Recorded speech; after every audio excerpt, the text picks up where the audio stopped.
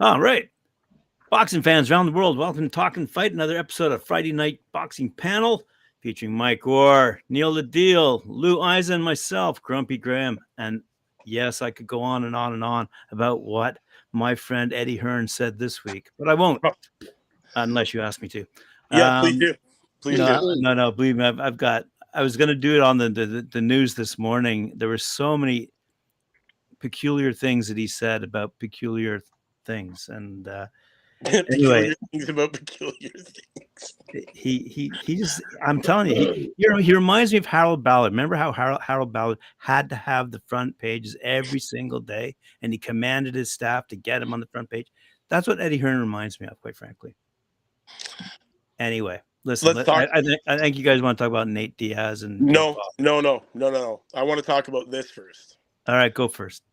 Shield Thurman. I think that's a case of publicity as well. But anyway, I agree. Ridiculous. Am I right? Actually, I think she'd still kick his ass, but she believes she can outbox him. That's her thing. She believes she can outbox him. Thurman was what, WBA, WBC champ, 6-time national champ, amateur. Yeah, man, he says he'll do it, but he wants her to wear headgear, and he says he's only going to use his jab. with one arm tied behind his back, right? I thought he was fighting someone else though. Anyway, all right. You know what this reminds me of? When I was a kid in the early 70s, they had 2 10-degree black belts fight each other. One was a man who was 6'4", 250. The other was a woman who was 5'11", but 189, and both 10th degrees, although the last several degrees are honorary things that you do, but they were equally matched skill-wise. He beat her in about 17 seconds. The strength difference was incredible. I don't even think it's legal, unless they're married, for a man to, I shouldn't say that, to fight a woman in any state north of the Mason-Dixon line, certainly. But I don't think that would be allowed. I mean, we've heard these things before, so I doubt that. No, I actually found an article. I found an article that did a study on this that I dropped on a show that was talking about it, and it said that a man and a woman who have trained the same, a man throws 162% more force than a woman when punching, and the weakest of the men is still stronger than the strongest woman.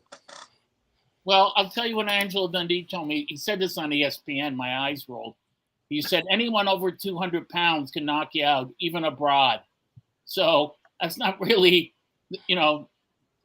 politically correct, but it depends on the weight. But I think what you just said was absolutely bang on. It's just it's a non-fight. It's good for publicity. Anything that gets boxing in the news, right? But and you mentioned Eddie Hearn. I mean, it's the last stages of syphilis. I think he's desperate, and he's not well. I think every time he goes to the States, he's taking his life in his hands. You know what this does remind me of? The one quick last thought. It reminds me of all those naysayers back, speaking of the 70s, Billie Jean King, a female tennis player who was challenged by, was it Bobby Riggs? Yeah, Bobby Riggs. And everyone said, there's no way she's a girl. There's no way she'll win. And it was the battle of the sexes. And lo and behold, she won. So, for all those naysayers out there who think that, there's no chance for a woman to beat a man, they only have to look at the battle of the sexes.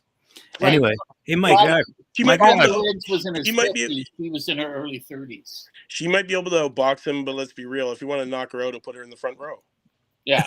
Right? Like, he doesn't even have to headshot. He could break her down in the body. Yeah, I know. Know what? It'll be funny to see. I just want to know if you went to the dentist today, Mike. No, why? I don't know, something about your wording there. All right, Neil, what do you want to talk about? Well, good evening, guys. Nice to see you here on the Friday night panel here at TalkinFight.com. I want to talk a little bit about what you just talked about, but just for a minute. Now, I truly believe that there is women out there that can easily compete with the men on any level. I'm not exactly sure which ones and in what divisions, but it seems to me that recently there's been a lot of great things happening in women's boxing. I've been talking to a lot of people about it, guys, and there's a lot of hype about women's boxing these days. So personally, I've never really got into it because it wasn't, as we all know, it wasn't really at its forefront, even when there were like amazing boxers in the female boxing community, like Brooke, one of our hosts, and like any of her hosts. So, anyways, like Layla McCarter, these girls are like amazing athletes, and to them, I noticed that they really take it more of a sport than men take it more of a gladiator style thing, if you know what I'm saying. A lot of the women seem to enjoy boxing as a sport. So we got a big fight this weekend. Talking about, right, Mike? Talking about these kind of, what do they call them? Publicity stunts or something of this sort, or holy shit, Mickey Mouse Club boxing divisions, or whatever you want to call it. It all started. Oh, there you go, Mike. Celebrity matches. You know what I mean? Like, to me, it's really it's sort of a, how do I say, kind of a second-rate situation. To be honest with you, I'm sorry. I mean, a guy like Nate Diaz is a great fighter. I love him in MMA. He's got more blood and guts than probably any MMA fighter in the history of MMA. I really like him, but you know, he's walking into a different craft. And you know what? And Jake Paul has been walking into this craft, and I really can't see either one of them doing anything in the near future as far as challenging for world titles. I mean, this is Nate Diaz's first professional fight, and hey, all to him. I'm looking forward to it, to be honest with you. But honestly, this is just like I don't know. It's like going to an amusement park or fun, or it's like Barnum and Bailey Circus or whatever you want to call it. That's what I feel, anyways. It's still. Sorry, I just wanted to comment one thing. First of all, fighting between men and women, gender is irrelevant. It's weight class that counts in boxing. Right. And women fighting a lightweight can fight another woman. There's no reason for a woman to fight a man. And as I said, it's not legal in any state or any province or in Europe. So, yeah, there might be some women out there, a lightweight or a welter or featherweight, you know, that could possibly beat a male fighter. We don't know, and we're not going to know because there's no reason to risk the injury. Boxing is just not a feasible thing. I don't think people would want to see that. With regards to Nate Diaz, boxing is a skill that takes years and years to perfect. People, I know you didn't say this, but people will say, "Well, he's a good striker." That's not boxing. He does have a great boxing coach, though, in Mark Delagrate, who is one of the best boxing coaches in the UFC. So he does have some. What I've noticed about the Diaz, it doesn't make him a boxer, but he does have that ability to stay, you know, use that distance because he's long, and he's been taught. Doesn't know how. Not in boxing. Not against boxing. We'll see. Yeah. It's the same as when people would argue with me. You have to admit Conor McGregor has a chance against Mayweather, and I would say there's no chance. Mayweather has been fighting since he was 8. McGregor can't pick it up in 6 months. He can't beat an undefeated fighter and a guy who had 300 amateur fights and a pedigree. Just can't. Won't happen. I agree, Lou. It's never happened before. If you have to fight MMA rules, then the MMA guy would win. But anytime a boxer gets in the ring with an MMA guy and it's strictly boxing, the MMA guy has no chance. No. Unless the only thing I know of differently is Troy Dorsey, who was a junior welter, who was a black belt in karate, and then went into boxing, and then held the world title for a short time. But he's the only one I know of. Well, look at this way. Jake Paul lost his fight against a boxer, Tommy Fury, yet won his fights against MMA fighters, with the exception of that NBA player. So he's just going back to the well, if you ask me. Yeah, I agree. And it reminds me of when I'm old enough to remember in '67, they were going to sign for a fight between Wilt Chamberlain and Muhammad Ali. And they had a whole promotion. There's a great documentary on HBO now called Goliath on him, and they were there to sign, and they were going to fight. People thought because Chamberlain was 7-1, he'd beat Ali. And they asked Ali, "Do you have anything to say before he signed a contract?" And all he said was, "Timber." And Chamberlain walked out of the room. You know, he was said after Angelo Dundee said, "Wilt, you're a nice guy, but you could very well lose your life. Just because you're big doesn't mean you can fight." Right. So the taller they are, the harder they fall. Yeah. Right. Well, Amanda Serrano's fighting on the undercard, so she's good for her. Definitely want to watch her again. I like seeing her in the ring. We talk a little bit about that, Mike. What do you got? What do you got in that fight? What are you thinking with Amanda Serrano? Like, oh, she's gonna crush her. Yeah, I would think so. Oh yeah, this is gonna be a crushing. Is this a Heather Hardy fight? Yep. I like Heather Hardy. Yep. I do too. I think Amanda will beat her, but I just Amanda, she's got that swarming volume punching style that I really like. You know, she's got that in and out ability. She's got that great sidestep, and you know she can play those levels really well. And I just love, she's like a shark. You know, she smells that blood, and then it's just in there, and it's just putting those combos together. Hardy's too old. She's 40 or something. Yeah, 41. Yeah, that's what I'm saying. Now, Lou. Yes. What I didn't really follow it too close, or Grammar guys. When did she start her career? She's what, 24 and 2, right? I think she started her. She has 4 KOs in 26 fights. Yeah, she's not a power puncher. She's a boxer. She before women's boxing, before Layla Ali, and I just spoke to her, Christy Taylors and Christy Martin, Layla McCarters, all them. Undercards. Yeah. Before that, there's been women boxing with Barbara Buttrick since the 1940s and 50s, but Heather Hardy was part of this group in the 80s and 90s that always existed that fought in small clubs. It's like when you're driving anywhere in Toronto or Scarborough, Mississauga, you go, "Oh, look, there's a hockey arena." That probably seats 300-400 people. They would fight in places like that, the hardcore fans. Wow. But Heather Hardy lasted long enough where she held the title for a short time. Plus, she was a good-looking woman, or she is, and so that certainly helped, But yeah, I heard that she's had a lot of fights, Lou, and she's like you said, she's a pretty good fighter. She does take her opponents, and her record will show. But she's winning these by split decision, unanimous decisions, majority decisions, stuff of this sort, right? Yeah, when it comes to women's boxing, it always bothered me that Edmonton's Helena Mrjenovic, who's been a world champion several times, is one of the greatest female boxers ever to have lived. And very few people in her own country in Canada here know about her.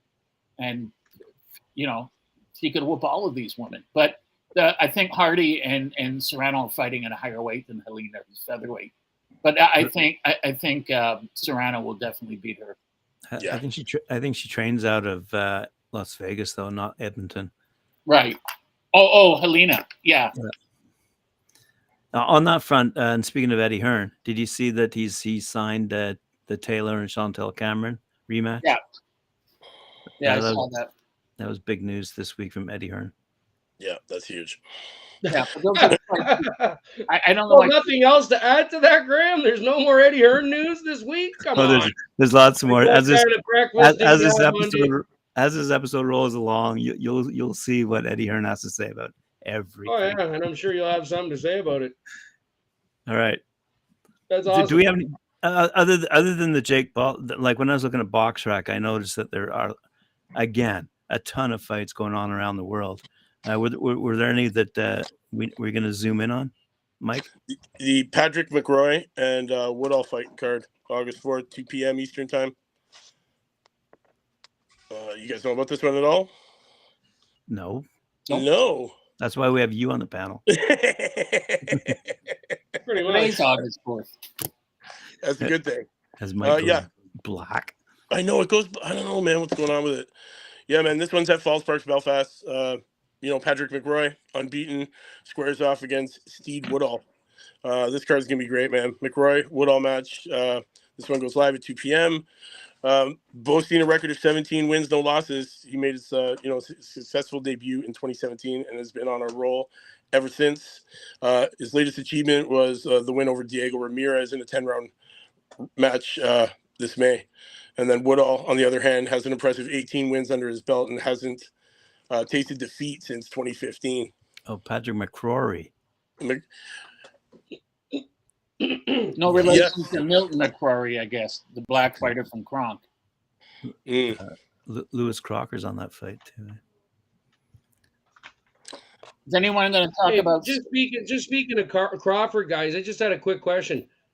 I'm just curious what you guys would think if, and I mentioned it on my show last week, and a few people brought some comments to me, and I was pretty, I was happy about it. But what do you guys think?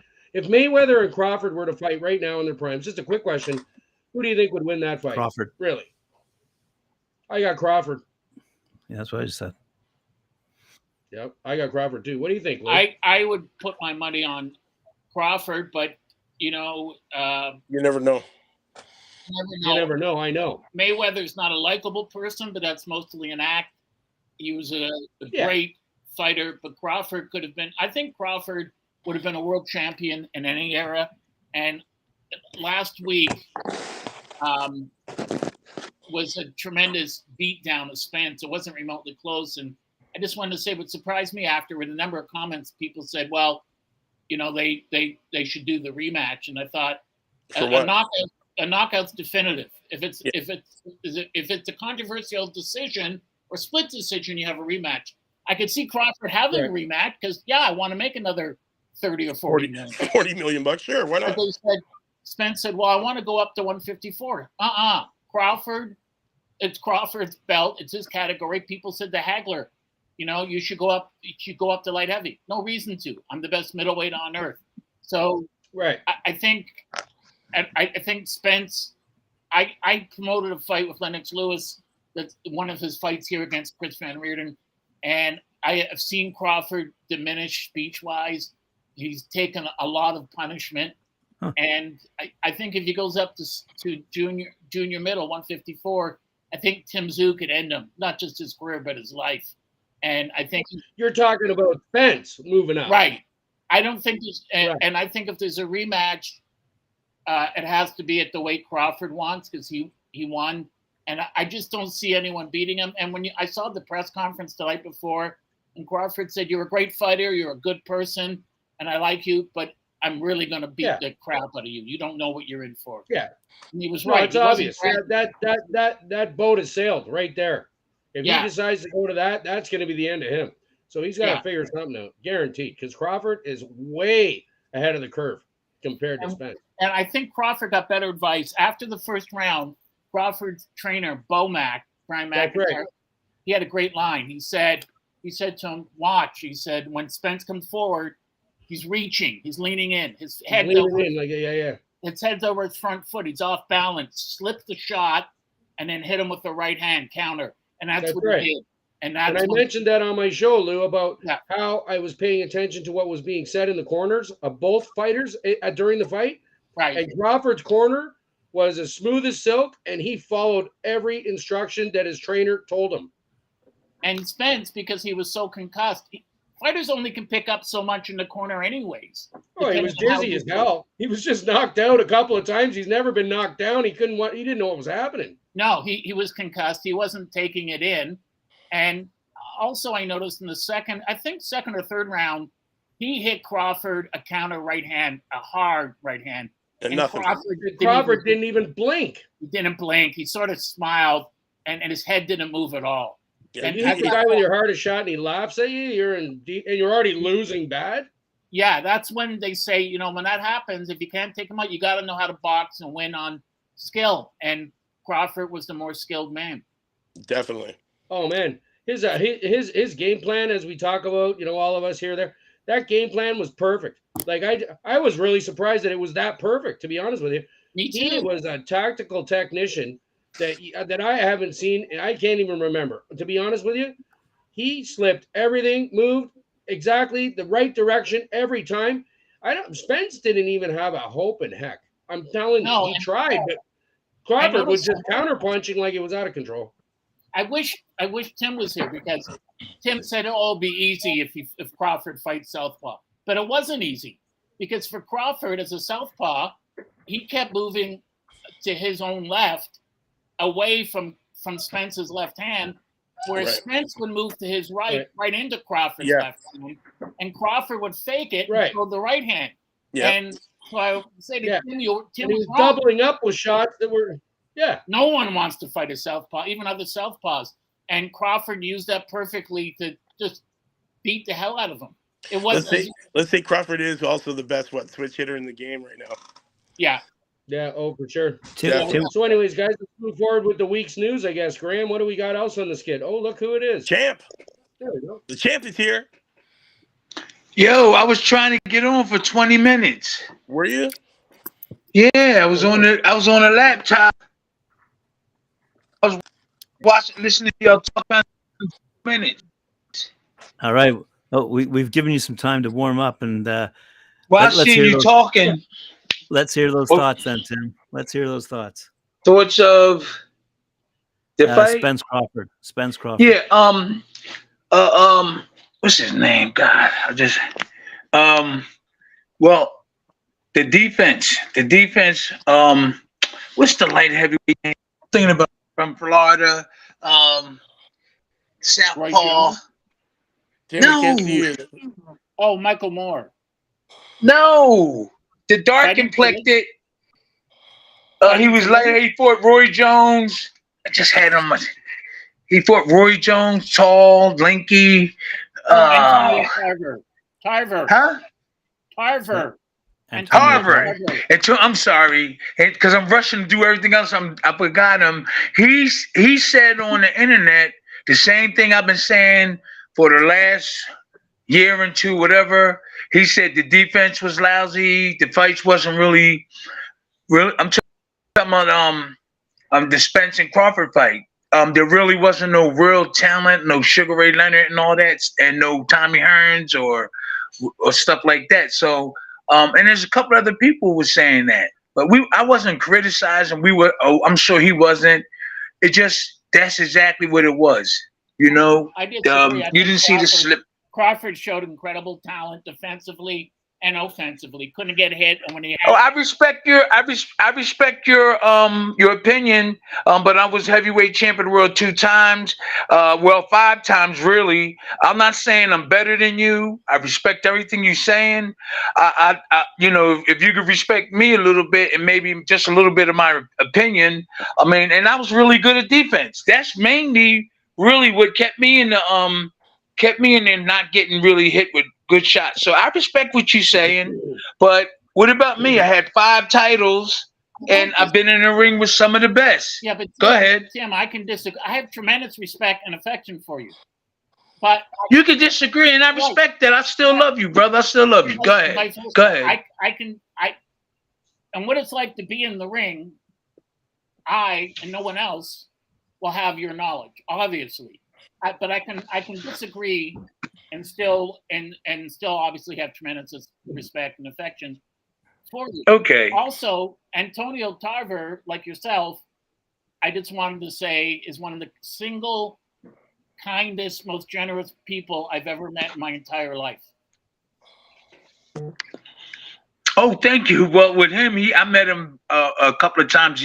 He's really cool too.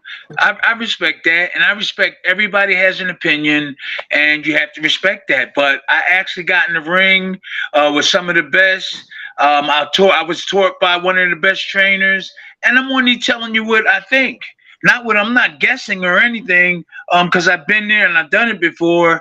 And I was around.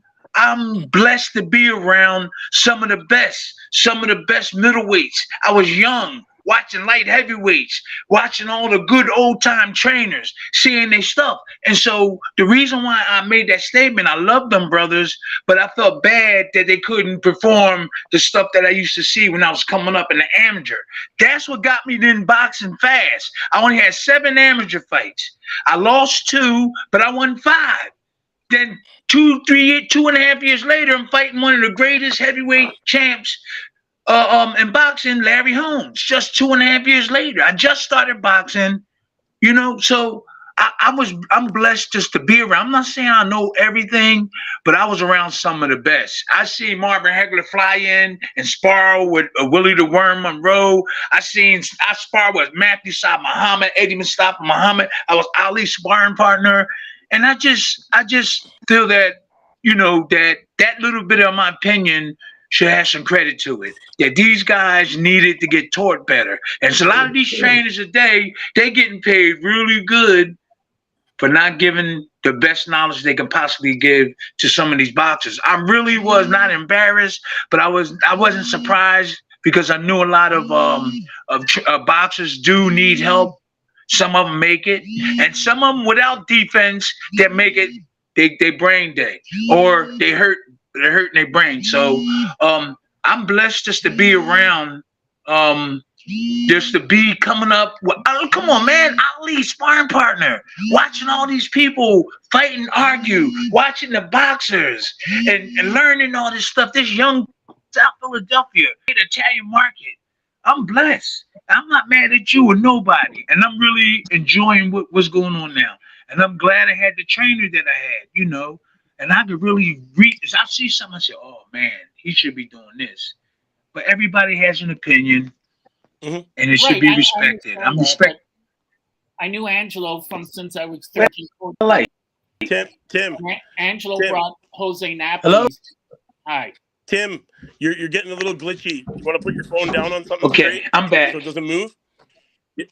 I was going to say. Okay, you want me to just hold it like this? Like this? Is this good? Try and keep it sturdy. Yeah, okay. Good.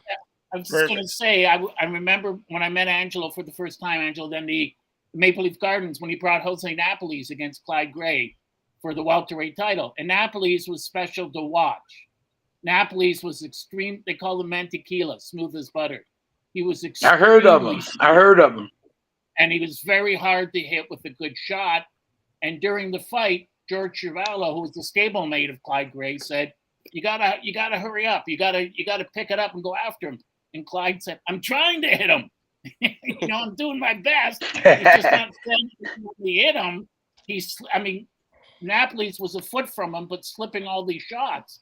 It was incredible to watch. I thought Crawford showed great skill, but I think Spence, as we were just saying before you came on, I think Crawford got better advice when Bomax said Spence is leaning in, slip it, move to your right, and then catch him with a counter right.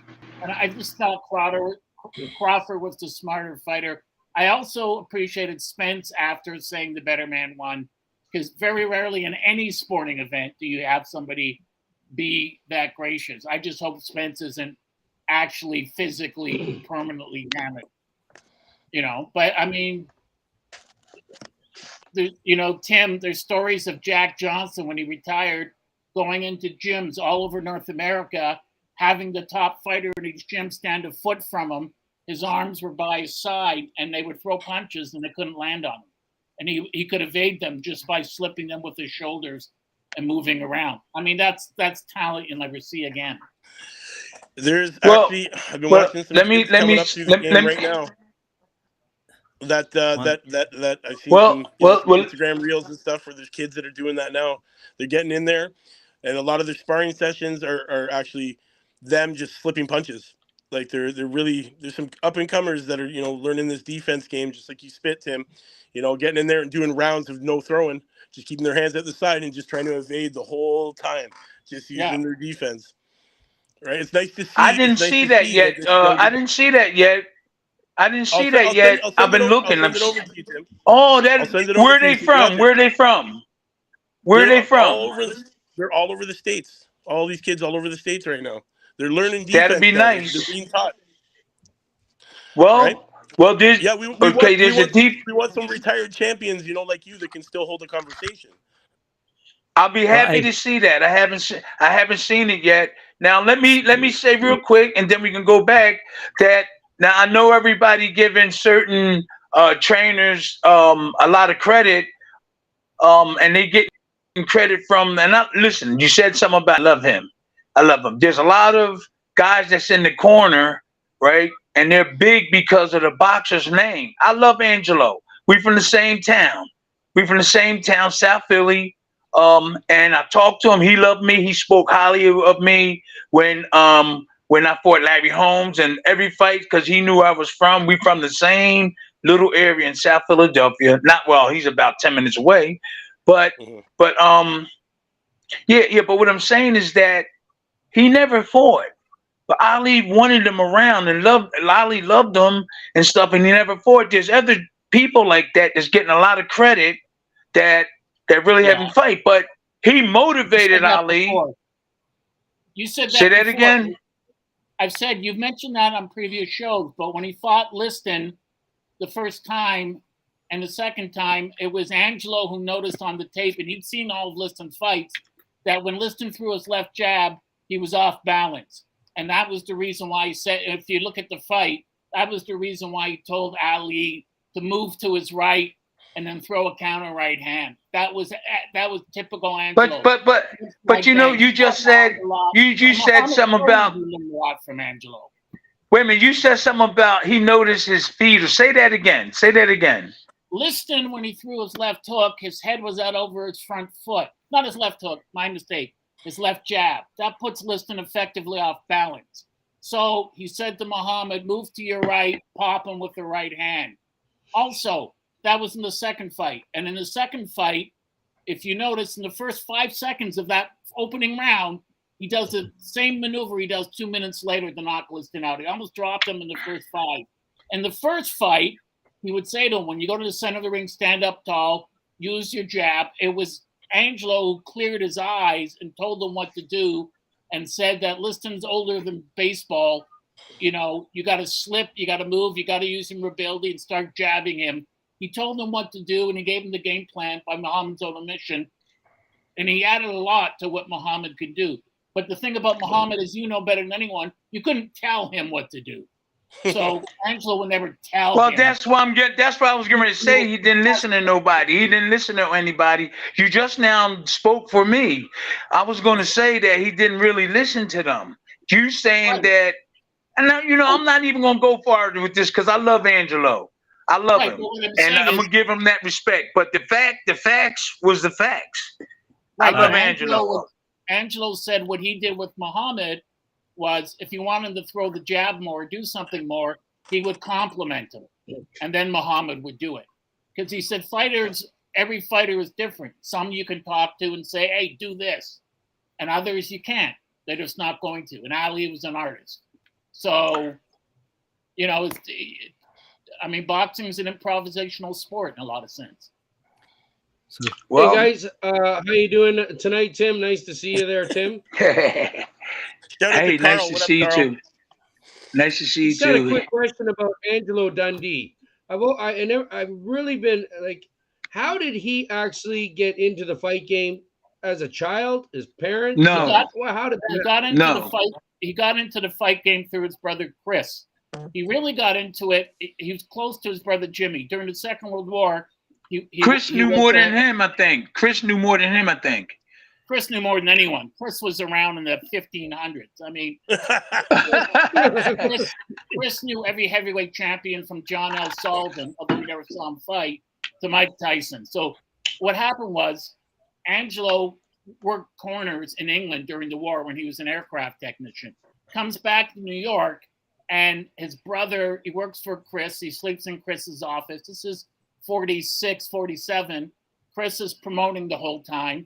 And Chris was out of the house by the time he was 13, 14. So there's a 15-year age difference. Angelo was a spit bucket guy who would go to Stillman's gym, and he'd work with guys like Ray Arcel, you know, who trained a lot of great fighters.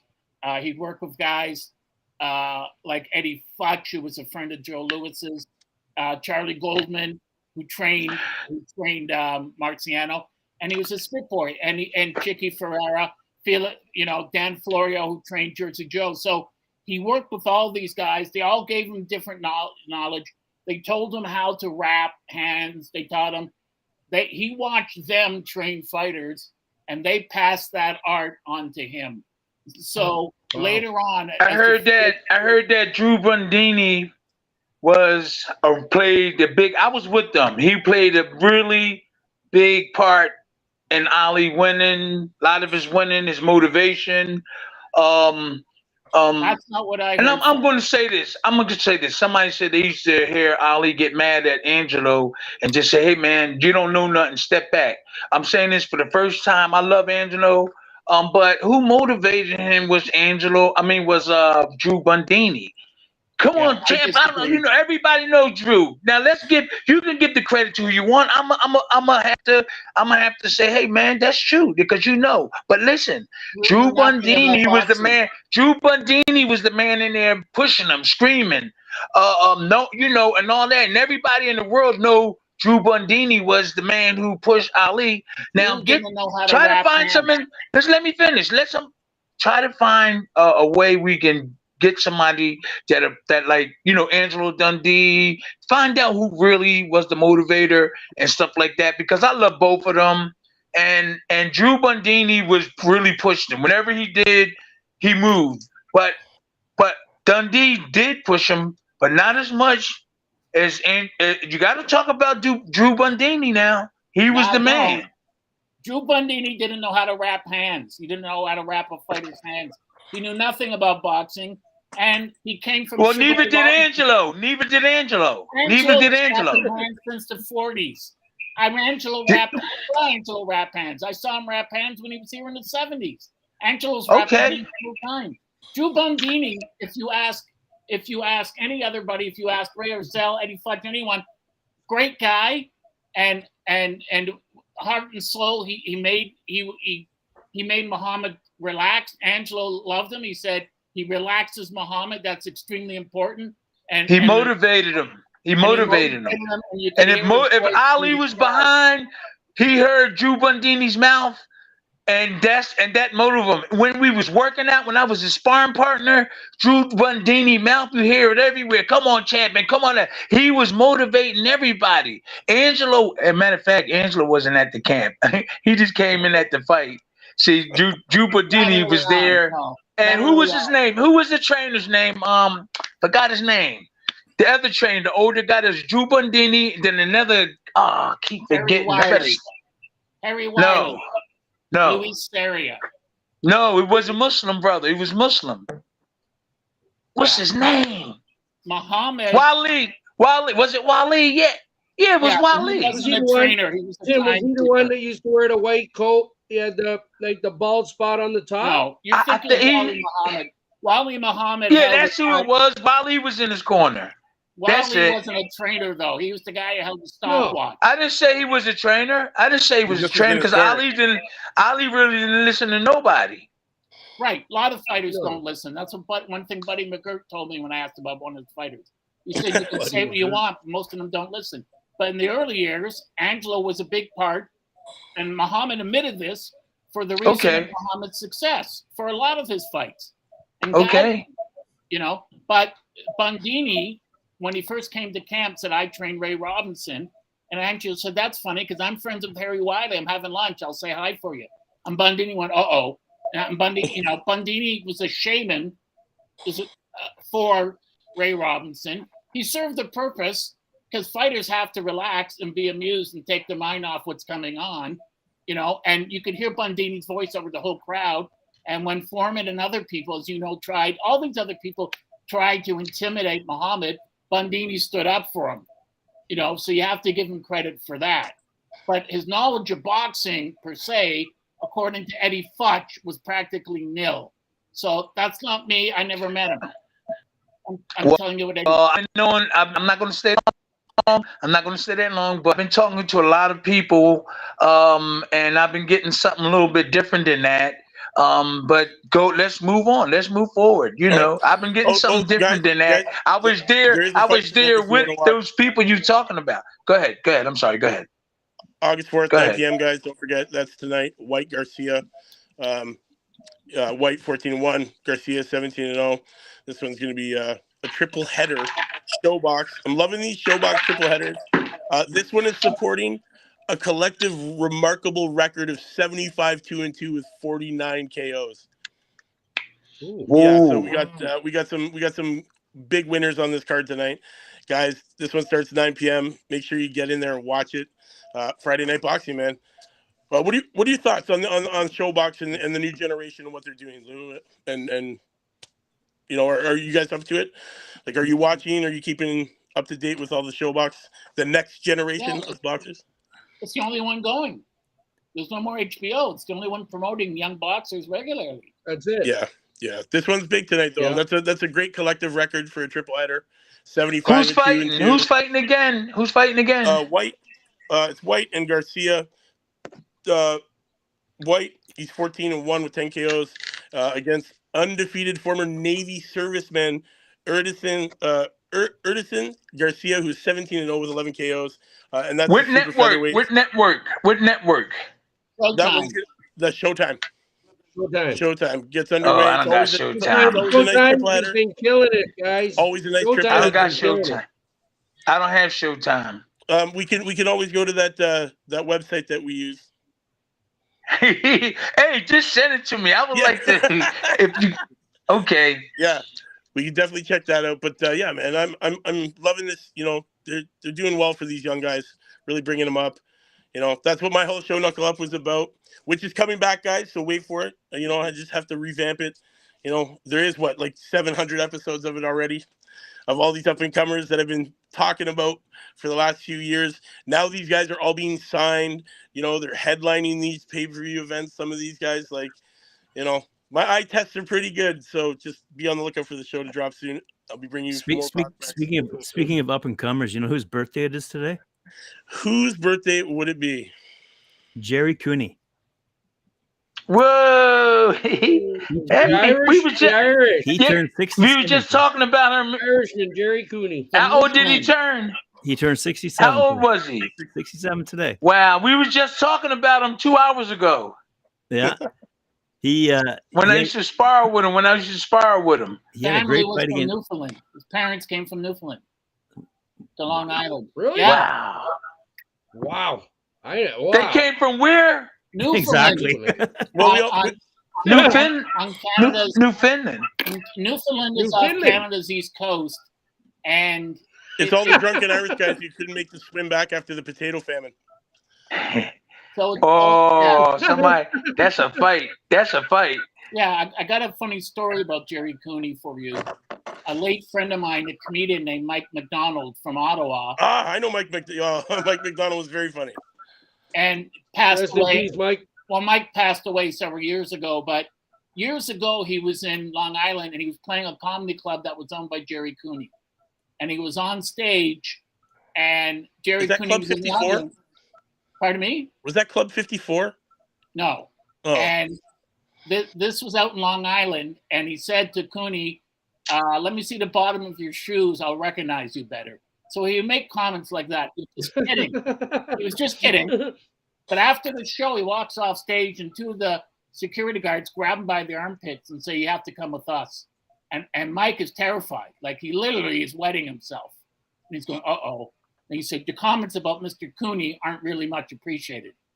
And they bring him into the room, and Mike's like, you know, involuntarily shaking. And Cooney stands up, and he's a big guy. And he looked at him and said, you think it's funny that I boxed and that I got knocked out? And Mike said, no, I'm so sorry.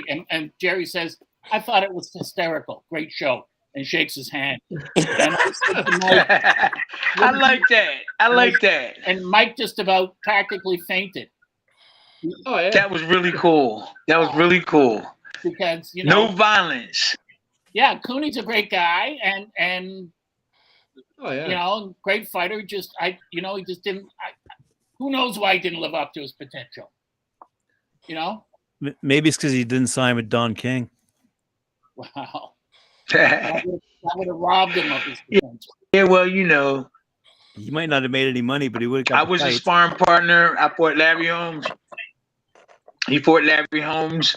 I sparred with him for about 2 weeks. It was a great experience. I was young and up and coming, and it was a great experience. I'm not complaining about nothing really. It's really cool. Never expected that, and be in the presence of Muhammad Ali, Joe Frazier. Ain't that something? I ain't gonna argue, man. I'm serious. I love everybody. Great, guys, if you didn't catch it, and not if you didn't catch Sugar Ray Leonard, Sugar Ray Robinson, Sugar Ray like Joe Lewis, I had a chance to sit next to them. That's cool. Yes, it is. Go ahead. That is amazing, guys. Tuesday, if you didn't get a chance to check it out, Brooke had Christy Martin on for an interview. Yeah. Ooh, Christy Martin. Okay. Christy Martin. Yeah, she was. Christy Martin. Yeah, it was about 2 hours long. It was great. Yeah, she had some great things to say. Definitely. That's too long. Great show. Yeah, it was great. She, she talked about, she talked about everything. I met her a couple of times at the Hot Boxing Hall of Fame. Nice person. The last fight she had, though, which would have been a record-breaking fight, they stopped it because she hurt her hand. Shania, give me some ice. They should have let her go. They should have let her go on and finish it. Yeah. Oh, she was saying how she'd drop Clarissa Shields today if she didn't have a stroke. That's gonna be hard. That's gonna be hard. She had some things to say. It was pretty good. That's pretty good. Yo, girl, give me the thing. Girl, I'm not getting this tonight. Give me the ice. She gonna bring me a cup with ice that she used in it. What? I'm sorry, guys. Yo, she had it in the freezer. She had it in the freezer. And ice in used ice. Cup. No used ice. Okay, come on. Let's get back with the show. Yeah. Yep. A little bit quick about Tim, what are your thoughts on Jake Paul? Oh, Jake Paul, look, man, what they doing? Here, Shania, take this. You sickening, girl. Just take that. No, the Jake Paul, I didn't even know nothing about it. Go ahead, Shania. Thank you. I'm just saying, it's amusement. If you buy the fight, enjoy it. That's all I got to say. There's no champion and all that type of thing. So it's just amusement. And if I had it on TV, I would watch it probably. But to buy it, I probably wouldn't. I gotta say, MVP though, his promotional company, they're signing some good fighters, and they're trying to do well. What do they got now? They got Khadijah Green, Ashton Sylvie, Amanda Serrano. Serrano. The new guy is Javon Walton or something. Yeah, and then the new kid, yeah. But he's like 17 years old. Yeah, man. Oh God, this is professional boxing. Yeah, he's signing pro boxers, but these kids got some they got some talent. 17 years old. He's got some acting talent apparently. How many amateur fights did he have? That's a good question. Yeah, I know Ashton Sylvie is a highly decorated amateur, and he's undefeated now. He was, I think, he was the second signing. 9-0, Mike. 9-0. Okay, that's good. This reminds me of 5-10 years ago when they had celebrity boxing and they had Brady Bunch actors fighting people from the Partridge Family. And I agree with Tim. Danny Bonaducci. Yes. Jake Paul's. You mean Danny Bonaducci actually donned the glove? Yeah, he did. And then afterwards chugged a Mickey of vodka. What? Yeah. I miss Danny Bonaducci. He was high on coke. Yep. Jake Paul and those guys are just an amusement, as Tim said. They're not. You can't confuse it with real boxing. But I did see him with a nice little. I like his nice little style there. But if somebody get in front of him, he'd be in trouble. But I did like his little what he trying to do. He trying to do it, but what they doing is they hurting boxing a little bit, and they make to me it's just when they talked about it, I was like, oh, here we go again. A lot of people are torn though, man, because you got people like Mike Tyson are saying he likes what he's doing because he's the sport was dying and he's bringing a whole new fan base and he's popularizing it again. But then you got guys that are like the purists that are like, well, yeah, he's bringing a new fan base to the sport, but it's not the right fan base.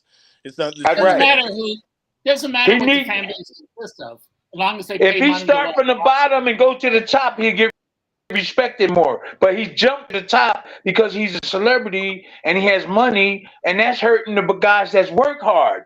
So I'm down with the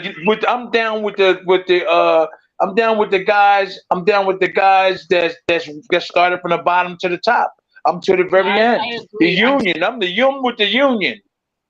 Right, and I agree with Tim. I think if Jake Paul's popularity translates into these younger fighters who put the time in the amateurs and in the pros, that's great.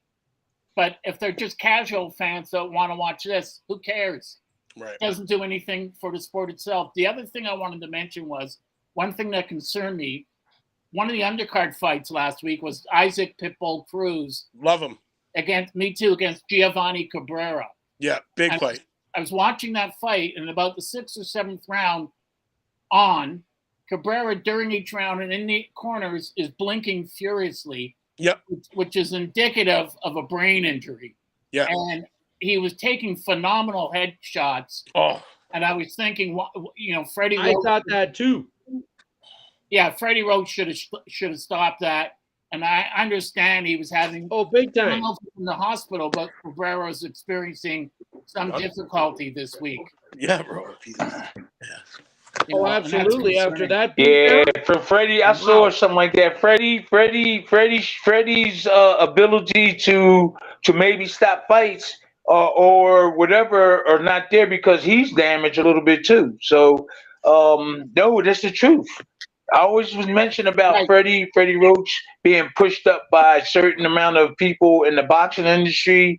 You know what I'm saying? So I think that if he needed to get this fight to get stopped, Freddie should have been in more condition to make the decision to stop it. I would probably stop it, or I would notice certain things. Honestly, I would notice against somebody like Cruz, like Pitbull Cruz. He's one of those guys that's a head down, come forward. Massive puncher. He tries to throw everything he's got into every shot, and the guy just does not have an empty on his gas tank. He can go. That's not the guy that fought Tank Williams, is it? Tank. Yes. Is it? Yes. Whoa. Okay, that's what I thought it was. Okay. You know what, Mike? I think he reminds me of a miniature version of David Tua. Yeah. Whoa. Yeah. David punch hard. I wouldn't fight that dude. Yeah. David, that boy. And so, what Tim said, Freddie's got an assistant there with him, who's the co-trainer, but the announcers, even Cruz's corner was looking like, what are you doing?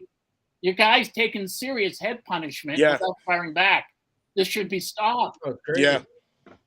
Well, the other thing too, guys, that I noticed in that fight, the Cruz fight, was that Cabrera had no hands. Tim, he kept his hands down the whole fight, and he couldn't. He had Cruz came in, took the inside on him, and just basically, he just actually annihilated the guy. The poor guy was really in trouble, and he was trying. I give him that much, but he kept his hands too low the whole fight.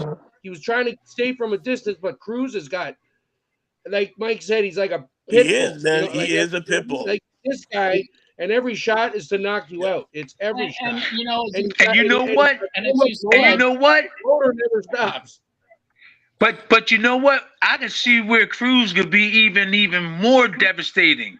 His basic little movement is just, I can see where he could do a little bit more and be more devastating. I'm saying, well, this dude tough. He keeps his hands up, but he just a regular attack. The whole time. Yeah, he wins. Yeah, but there's much more you could do with that. That's what I was thinking a couple of weeks. I said, wow, he could be getting guys out of there faster.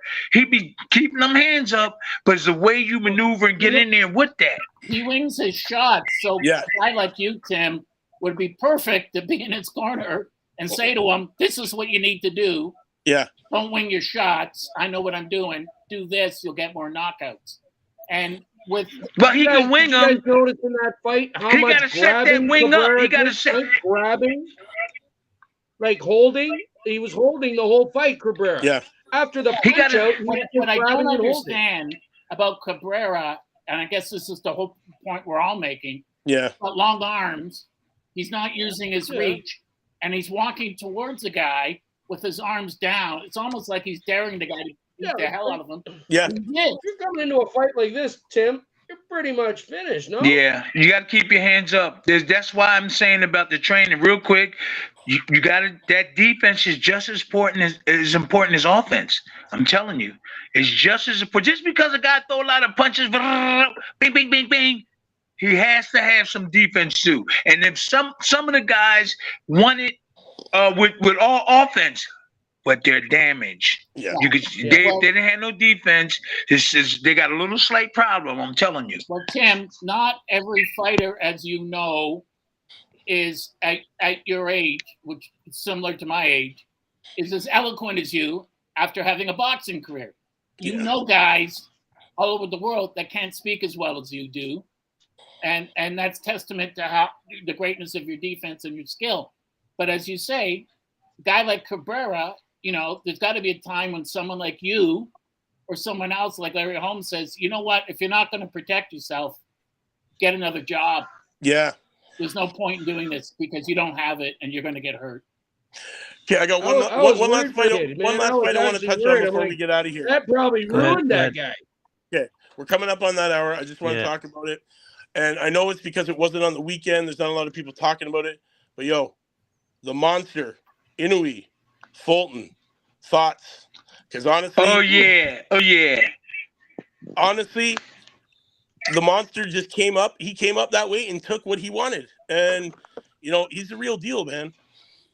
Who's the better pound-for-pound fighter, Crawford or Inoue? He's in very good... Crawford.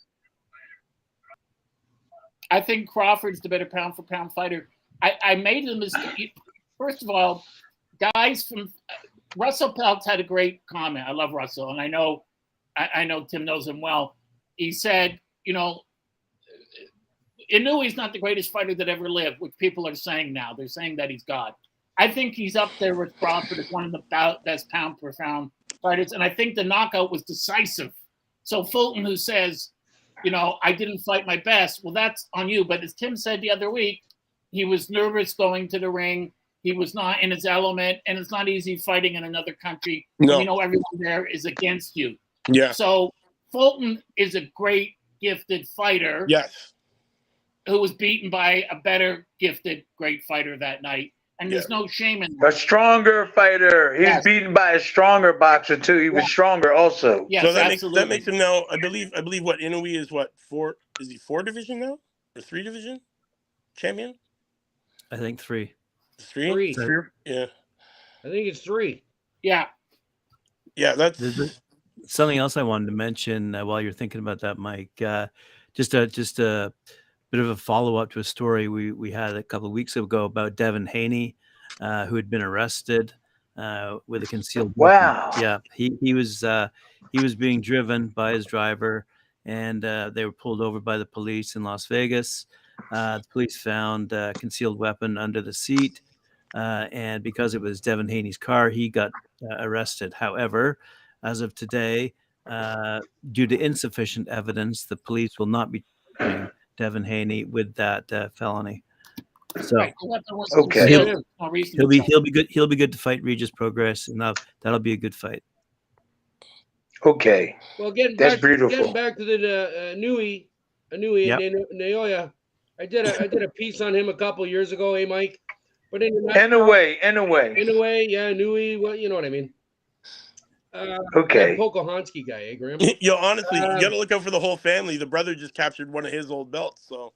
I'm just saying, hey, he's totally amazing. I'm not taking anything away from him. Crawford has been amazing this year, guys. Like, absolutely top of the heap, class.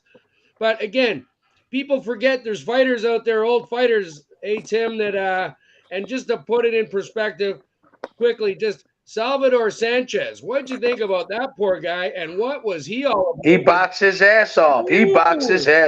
Now there's a fighter I'm talking about all time that unfortunately, had that accident and he's no longer with us. Rest in peace. But that guy had skill like crazy. So when I look at these guys, I remember the old fighters too. So, well, it's funny you say that. You know what I'm saying? It's funny you say that because when you say old fighters, I'm thinking of Joe Louis and Jersey Joe Walcott, right, and Jack Johnson. But Salvador Sanchez, when you look at the list of people he beat Azuma Nelson. Azuma Nelson is one of the greatest fighters ever to have lived. I trained with him. And Wilfredo Gomez, who was beyond brilliant. That's correct. To die at 23. The competition was so hard, and he was above. Danny Little Red Lopez.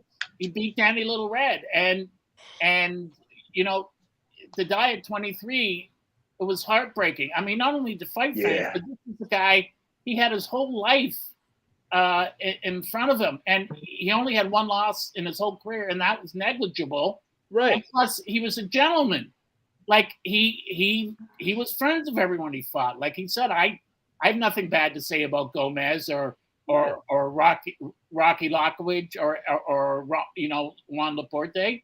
These are my friends. It's just business. Mm-hmm. You know, but he was so skilled and so beautiful. I think, guys, potentially, if he had been able to, you know, stay with us longer, he could have potentially been the greatest Mexican fighter of all time. Although we all know Chavez is it, right? But he would be in the mix. I think he would have been the greatest featherweight ever to have lived. Pretty, you know what I'm saying? That guy was amazing, really. So in Anui, Naoya, and away. Naoya Inoue. Right, and these guys, I truly think they're absolutely amazing. But again, they're coming out of Tekken Gym in Japan, man, and they produced that was amazing. They produced over 32 world champions so far. Yeah, Japan is really doing well with their boxing. You got to realize this guy's in his physical. His physical is in really good. He was much stronger physically than Fulton. He was stronger. Fulton had skills. The bigger guy. Fulton's the bigger guy naturally. Yeah. He's taller. Yeah, he's taller, but in terms of muscles and power. Anyway, he was way powerful. When you see a guy like Inoue, they call him the monster for a reason, because he's got that knockout. He's got that knockout power. You know, pipsqueak size. Yeah, you know who he reminds me of a lot? Who? And Tim would know him. Sandy Sadler, former featherweight champ. I'm not that old. Okay. Well, Sadler. I heard Sandy Sadler. Okay. Hold on. Sadler was a featherweight, 125. He beat guys up to 140. Yep. He beat Willie Pep 3 times. The old timers used to tell me about him. The old timers used to tell me about him. I used to listen to all the old stories. He was like Crawford in a sense too. Crawford's a mean fighter at times, and Sadler was a mean fighter. He would punish guys before knocking them out if they mouthed off to him. So Crawford's mom used to pay the children to try and beat up her son. Yeah. Crawford's been fighting since he could walk, man. His mom would be like, "Don't come home if you lose." No one believed in him. No one gave him credit. Everyone looked at him as a joke because he was from Iowa. No one gave him credit in the amateurs or in the pros. This is a guy that got shot in the head and drove himself to the hospital. Yeah. This is a guy that's way smarter than people realize. He's up to George Foreman's level of smart. It's a guy who's close. One of his closest friends is Warren Buffett, the multi-billionaire. He broke his hand and then wasn't allowed to come to the gym for 6 weeks and said, "Screw that! I'm going to learn how to box left-handed." Yeah, that's how he did that. Yeah. Like, what do you mean? I got to take 6 weeks off? I got to take 6 weeks off because I broke this one. Well, that's cool. Yeah, I'll just learn the other way. That's right. Right. Like I said at the press conference the night before, he said to Spence, I genuinely like you and I respect you. I think you're a great fighter, but you're in for a terrible beating. Yeah. I just want you to know that. And it's not personal. And he meant it. He knew what he was talking about. That's it. That's it. Okay. We got to go out, guys. All right, guys. Okay, gentlemen. It was a slice. It was a blast. Always fun. Champ, you know I love you much. Lou, it's always a pleasure. I love you too. Love you guys. You know what it is. I love you guys. Fans out there tuning in, to all the viewers watching right now, thank you for tuning in to this week's episode of the Friday Night Panel with yours truly, Mike Orr, Grumpy Graham, Terrible Tim Witherspoon, Lou from Lou at 2, and our man Neil the Deal. You know what it is, man. We'll see you next week. Same time, same channel, new topics. Thank you. Thanks, guys. Later, guys. Thank you. Thanks, Luke. Later. See you, okay. You know what? I was going to